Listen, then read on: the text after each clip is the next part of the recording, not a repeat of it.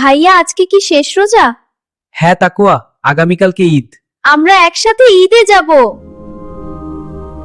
ওবায়দুল্লাহ, চলো দাদা দাদু নানা নানু সবার জন্য দোয়া করি। আজকেই রমজানের শেষ, এরপর চাঁদ দেখতে যাব। তাকওয়া, ওবায়দুল্লাহ, দেখো ঈদের চাঁদ দেখা যাচ্ছে। ও কালকে ঈদ। ভাইয়া আমিও ঈদে যাব।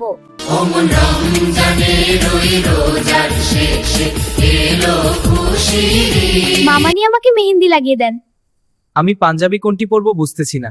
ভাইয়া কোটিটা পরলে নায়ক নায়ক লাগে, তাই না?